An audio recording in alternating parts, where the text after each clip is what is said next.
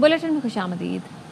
England ने पाकिस्तान को Multan test में इनिंग्स और 47 रन से शिकस्त दे दी। पाकिस्तान टीम पहली इनिंग्स में 500 रन बनाकर इनिंग्स से हारने वाली दुनिया की पहली टीम बन गई।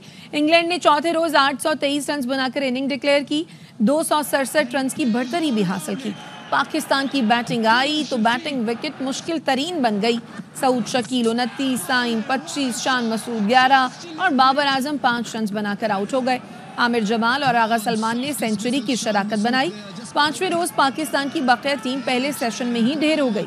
शेकलीच 4 विकेट लेकर सबसे कामयाब बॉलर रहे। ट्रिपल सेंचुरी बनाने वाले हैरी ब्रुक मैच के बेहतरीन खिलाड़ी करार पाए। उल्टी हो गई सब तदबीरें, कुछ दवा ने काम किया। शान मसूद की क़यादत में कौमी टीम लगातार छठा टेस्ट हार गई। पाकिस्तान पहले इनिंग्स में 550 रन बनाने के बावजूद मैच हारने वाला पहला मुल्क बन गया।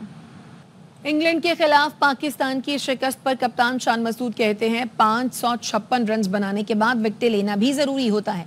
हम इंग्लैंड की विकेटें लेने में नाकाम रहे, अच्छी पोजीशन में आ रहे हैं लेकिन मैच फिनिश नहीं कर रहे। इंग्लैंड से सीखना चाहिए 20 विकेटें कैसे ली जाती हैं। मैच के नतीजे से दुख हुआ, कोशिश करेंगे कि दूसरा मैच जीतें। साबिक स्पिनर तौसीफ अहमद कहते हैं पाकिस्तान ने मुल्तान टेस्ट में बहुत खराब क्रिकेट खेली, अब जीत भी जाए तो वो इज्जत नहीं मिलेगी जो मिलनी चाहिए।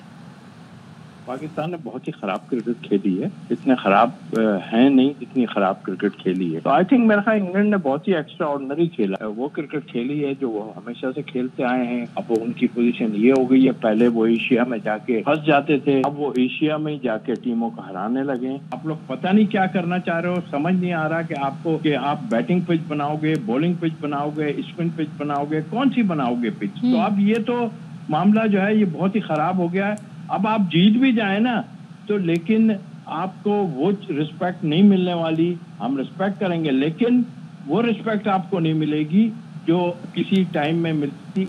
और इसी टेस्ट क्रिकेट मैच पर बात करने के लिए हमारे साथ मौजूद हैं नजीब उल हसनैन। नजीब, हम देख रहे हैं कि इंग्लैंड ने टेस्ट मैच जीत कर भी रिकॉर्ड बना दिया और पाकिस्तानी क्रिकेट टीम ने टेस्ट हार कर भी रिकॉर्ड बना दिया, क्या कहेंगे? जी, रिकॉर्ड जितने बनाने हैं वो पाकिस्तान टीम के खिलाफ ही बनाए जाते हैं। पाकिस्तान आई है और आके हमारे खिलाफ आप खूब सारे रन बनाइए। ये 800 जो बने हैं ये इस सदी के 21वीं सदी के पहले 800 हैं। और ये मैच जो है ये ड्रॉ सोचा जा रहा था पहले से, जिस तरह की पिच थी, लेकिन ये पाकिस्तान टीम एक वाहिद टीम है जिसमें ये सलाहियत है कि हम कहीं से भी हार सकते हैं। अच्छा, लेकिन नजीब, बात ये की जा रही है पिच के हवाले से कि हमारी पिच ठीक नहीं थी। जब हम लोग खेल रहे थे, बैटर्स खेल रहे थे तो पिच डेड हो गई, इस पर आप क्या कहेंगे? और दूसरा, शान मसूद ये कह रहे हैं ना कि अब हम इंग्लैंड से सीखेंगे कि 20 विकेटें कैसी लेनी है। 500 रन तो बना लिए लेकिन हमने विकेटें भी लेनी थी जो हमने नहीं ली। आप क्या कहेंगे इस पर? देखिए, अभी मुझे समझ नहीं आ रहा कि अब सीखेंगे, सीखने का वक्त गुजर गया। ये वही वाली बात है ना, एग्जाम के दिन बैठ के बोलूं कि मैं अब पढ़ाई करूंगा, अब नहीं सीख सकते। या आप इससे पहले क्या कर रहे थे? 2022 में इंग्लैंड ने आपको नहीं सिखाया था जब वो यहाँ आई और उसने आपको पहली टीम बनी जिसने व्हाइट वॉश किया पाकिस्तान में। उसके बाद तो खैर हम बांग्लादेश से भी हार गए, अब हम क्या इंग्लैंड से मुकाबला करेंगे। दूसरी जहाँ तक पिच की बात है तो पिच तो दोनों के लिए बराबर थी ना। उनके बॉलर्स क्यों चैनल में बॉलिंग कर रहे थे और आपके बैट्समैन क्यों ऐसे कांप रहे थे जैसे पता नहीं क्या हो गया। तो पाकिस्तान की क्रिकेट अब इसी लेवल पर है और ये रिजल्ट आते रहेंगे। जो इसके अलग कोई बात कर रहा है वो फैंस को बेवकूफ बना रहा है। अभी हमें इसके लिए रेडी रहना है कि हमारे रिजल्ट ऐसे ही आएंगे। तो नजीब, पैदल पर शिकस्तों के बाद आपको क्या लगता है अब क्या करने की जरूरत है? क्या ऐसा करें कि टीम में कोई फर्क आए? देखिए, फैंस तो सब्र करें और पाकिस्तान क्रिकेट बोर्ड को शुरू से शुरुआत करनी है। आपको अपने नए टैलेंट को खिलाना है। आप अपने स्टार प्लेयर्स को खिलाकर भी हार ही रहे ना। कर लिया, ये भी देख लिया आपने, बांग्लादेश के खिलाफ थोड़ी सी लाइवली की पिच बनाई थी, बुरी तरह से हारे। यहाँ आपने ड्रॉ करके बचने के लिए बुजदिलों वाली पिच बनाई, बुरी तरह से हारे। तो फैंस सब्र करें और क्रिकेट बोर्ड अगर कुछ कर सकता है, अगर मूड है उनका, तो शुरुआत से शुरू करें ताकि हम एक प्रॉपर रीबिल्डिंग फेज में जाएं। टेस्ट क्रिकेट में हमारा अब सर्वाइवल बहुत मुश्किल है। ठीक है, बहुत शुक्रिया नजीब उल हसनैन। पाकिस्तान क्रिकेट बोर्ड ने कौमी सिलेक्शन कमेटी असर-ए-नौ तश्कील देने का फैसला किया है। ज़राए का कहना है कि सिलेक्शन कमेटी का बाज़ाब्ता ऐलान जल्द मुतवक्के है। साबिक क्रिकेटर राकिब जावेद और अजहर अली शामिल होंगे। जराये का यह भी कहना है कि साबिक आईसीसी अंपायर अलीम डार भी सिलेक्शन कमेटी का हिस्सा होंगे। हसन चीमा डेटा एनालिस्ट के तौर पर जिम्मेदारियां निभाएंगे। मोहम्मद यूसुफ ने 2 हफ्ते कबल सिलेक्टर के ओहदे से इस्तीफा दिया था। दुश्मन एजेंसियों की फंडिंग से वजूद में आने वाली फितनाल ख्वारिज और कालादम पीटीएम का गठजोड़ बेनकाब हो गया। फितनाल ख्वारिज और कालादम पीटीएम के कारिंदे की कॉल मंजर आम पर आ गई। ख्वाजी तारिक महमूद उर्फ अबू हशाम कह रहा है, अरमान है कि जिरगे में शिरकत कर सकूं। पख्तून भाइयों को बताता हथियार, सियासत और धरने सारे एक करें, सारे एक हो जाए, चाहे वो अस्करी हो, गैर अस्करी या तालिबान। मुझे 11 अक्टूबर से क्यों आगोंडा से मंजूरी चवरा चलावी खाना मंजूर देश बोल दादे जमीयत उलाशवल पाटूर सिरान और शरीकड़ी तो चेहरा इतिहाद ने इत्तेफाक ने भी खुदा कमीश बारिश वाली खाना पदा दुश्मन बंद अस्करी जी का गैर अस्करी जी का तालिब जुनता यू वर्च दे के पीके सारा ताल्लुक वाली। इसी पर बात करने के लिए हमारे साथ मौजूद हैं ब्रिगेडियर रिटायर्ड हारिस नवाज साहब। हारिस नवाज साहब, बहुत शुक्रिया वक्त देने के लिए। बताइएगा, अब देखा जा रहा है कि कालादम पीटीएम और फितनाल ख्वारिज का जो गठजोड़ है एक कॉल के जरिए भी सामने आ गया है। इतने वाज़ेह सबूत अब सामने आ गए हैं, इस पर क्या कहेंगे आप? देखें, ये एक बिल्कुल अब कंफर्म है। खैर, हमें तो पहले भी यकीन था कि ये पीटीएम और ये ख्वारिज टीटीपी ये सब एक ही हैं, इकट्ठे हैं, मिलजुल के काम कर रहे हैं।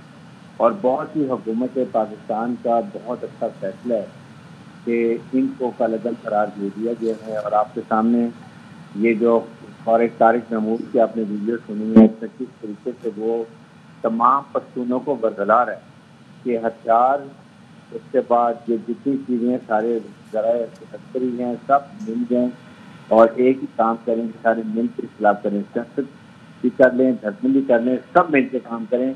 और ये बड़े ख़तरनाक इनके इरादे थे जिसको हुकूमत पाकिस्तान ने और हमारी मसल्ह फ़ौज ने बहुत अच्छे तरीके से टाइमली एक्शन लिया है और इनको बिल्कुल कलरम कर दिया ताकि इनसे अब होना जो भी इनके साथ मिलेगा, जो इनसे ताल्लुकात कायम करेगा, वो सिर्फ जो फोर्थ कॉलम में आ जाएंगे। ये बड़ा ख़तरनाक है फोर्थ कॉलम में। ये दाखिला रहा हूँ, मुझे पता है कि इसमें तमाम चीज़ें इनकी ख़त्म हो जाती हैं, वो भी रखा जाता है। आई थिंक ये बड़े अच्छे मौके पर इनकी पता चल गया। ये खास तौर से हमारे पश्तून कबाइल को बरगला रहे हैं कि ये हुकूमत के खिलाफ, पाकिस्तान के खिलाफ हथियार उठा लें। इसलिए मेरे ख्याल में अब इसका वक्त आ गया कि एक ही सिक्के के 2 रुख हैं। इनसे पूरे पश्तून भाइयों को इनकी अलहदगी करनी चाहिए, इनका बाइकआउट करना चाहिए, इनको हर किस्म की जगह से निकाल देना चाहिए ताकि ऐसे लोगों से जितनी दूर रहेंगे उतने ही पाकिस्तान के साथ खिदमत होगी। ठीक है, बहुत शुक्रिया हारिस नवाज साहब। बलूचिस्तान के इलाके दुकी में कोयले की कानों पर हमले में 20 कानकन जाँ बहक और 7 जख्मी हुए हैं। पुलिस के मुताबिक हमलावरों ने रॉकेट लॉन्चर और दस्ती बमों का इस्तेमाल किया। हमलावरों ने कोल माइंस में मौजूद मशीनरी को आग लगा दी। एमएस दुकी अस्पताल के मुताबिक जाँ बहक मजदूरों की लाशें और जख्मियों को डीएचक्यू अस्पताल दुकी मुंतकिल किया गया है।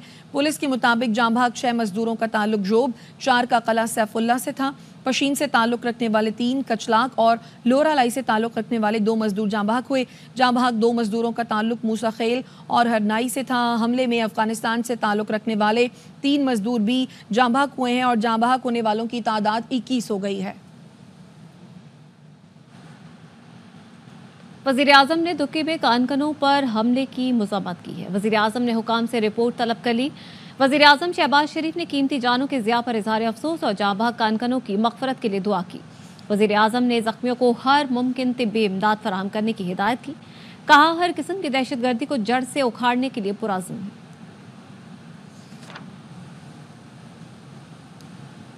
दासू डैम हमले में मुलव्वस दहशतगर्दों की साहिवाल जेल से मुंतकली के दौरान हमला। सीटीडी के मुताबिक दासू डैम हमले के मास्टरमाइंड 2 दहशतगर्द फरार की कोशिश में मारे गए।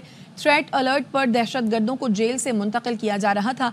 नामालूम दहशतगर्दों ने साथियों को छुड़वाने की कोशिश की। दहशतगर्द मोहम्मद हुसैन और अयाज अपने ही साथियों की फायरिंग से हलाक हुए। फायरिंग का वाकया साहिवाल समंदरी रोड के करीब पेश आया। सीटीडी और जिलाई पुलिस के एहलकार फायरिंग के दौरान बाल बाल बच गए।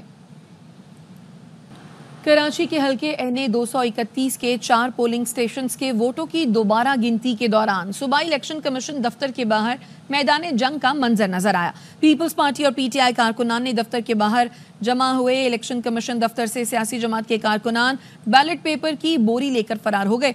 सियासी जमात के कारकुनान ने कागजात को भी आग लगा दी। कारकुनान ने एक दूसरे पर शीशे की बोतलों से भी हमले किए। पुलिस की भारी नफरी इलेक्शन कमीशन दफ्तर के अंदर और बाहर मौजूद है। मजीद जानते हैं नजीर शाह से। बताइए नजीर।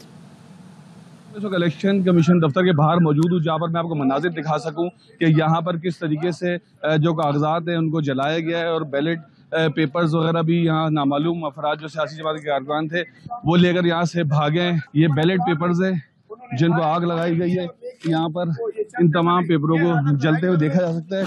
यहाँ पर पानी के जरिए आग बुझाने की कोशिश की गई है और यहाँ आपको जाए वक़्त के मनाजिर भी दिखा सके कि यहाँ पर हर तरफ जो शीशे की बोतलें हैं उनके टुकड़े पड़े हुए हैं और इस दीवार पर जो इलेक्शन कमीशन के सामने दीवार है इस पर बोतलें मारी गई हैं। इसमें सियासी जमात के कारकुनान थे और उनका तसादुम हुआ है। पुलिस की भारी नफरी अंदर मौजूद थी। उसके बावजूद जो है यहाँ पर जो सूरत हाल थी वो फौरी तौर पर कंट्रोल नहीं हो सकी। इस वक्त मजीद नफरी तलब की गई है। यहाँ पर आप देख सकते हैं कई यहाँ से कारकुनान को गिरफ्तार भी किया गया और थाने मुंतकिल किया गया है। या कैमरामैन मजीद दिखा सके कि इस वक्त भी यहाँ पर जो मौका है यहाँ पर आपको स्टैम्प पेपर्स मुख्तलिफ किस्म के दस्तावेजात कुछ तो यहाँ पर जल चुकी हैं, कुछ बाकी हैं और कुछ के बारे में बताया जा रहा है कि उसे लेकर जो नामालूम अफराद हैं वो यहाँ से लेकर भागे और पुलिस इस हवाले से जो है मजीद देखेंगे। जी, मखसूस नशस्तों से मुतालिक इलेक्शन कमीशन का इजलास जारी है। ज़राए के मुताबिक मखसूस नशस्तों के नोटिफिकेशन जारी करने से मुतालिक मुशावरत होगी। इलेक्शन कमीशन की कानूनी टीम खतूत से मुतालिक कानूनी रहनुमाई करेगी। स्पीकर कौमी और सूबाई असम्बली के खतूत का जायजा लिया जाएगा। कौमी असम्बली और पंजाब असम्बली के स्पीकर्स ने इलेक्शन कमीशन को दो खतूत लिखे। स्पीकर्स ने असम्बली की मखसूस नशस्तों के नोटिफिकेशन जारी करने का मुतालबा किया था। सुप्रीम कोर्ट में PTI इंट्रा पार्टी इंतखाबात नजरसानी दरखास्त पर समाअत हुई। चीफ जस्टिस काजी फाइज ईसा ने रिमार्क्स दिए। हामिद खान ने आज समाअत की इल्तवा की दरखास्त दी है। ऐसी दरखास्त पहली बार हमारे पास आई है। सुप्रीम कोर्ट के पास तो वीडियो लिंक की सहूलत भी मौजूद है। चीफ जस्टिस ने इस्तफसार किया PTI के इंट्रा पार्टी इलेक्शन हो गए हैं या नहीं। केस में PTI के 7 वकला थे मगर आज एक भी पेश नहीं हुआ। 13 जनवरी को फैसला आया मगर नजरसानी दरखास्त 6 फरवरी को दायर हुई। लगता है PTI फैसले पर नजरसानी नहीं चाहती थी। मुतासरा फरीक तो फौरी फैसले के खिलाफ नजरसानी करता है। हैरान कुन तौर पर इतनी ताखीर से नजरसानी दरखास्त दी। चीफ जस्टिस काजी फाइज ईसा ने रिमार्क्स दिए, ये इंट्रा पार्टी इंतखाबात का केस था। कुछ अजीम लोग अदालत में बैठे हैं। ढोल पीटा, केस इंतखाबी निशान का था। अकबर एस बाबर के वकील ने मौक़िफ़ अपनाया। PTI इंट्रा पार्टी इंतखाबात मार्च में दोबारा हुए हैं। चीफ जस्टिस काजी फाइज ईसा ने रिमार्क्स दिए, इंसाफ के तकाज़ों के तहत केस मुलतवी कर रहे हैं। हामिद खान की ज़ात के लिए केस मुलतवी नहीं करेंगे। सुप्रीम कोर्ट ने PTI इंट्रा पार्टी इंतखाबात केस की समाअत 21 अक्टूबर तक मुलतवी कर दी। चीफ जस्टिस काजी फाइज ईसा की सरबराही में 3 रुकनी बेंच ने इस केस की समाअत की।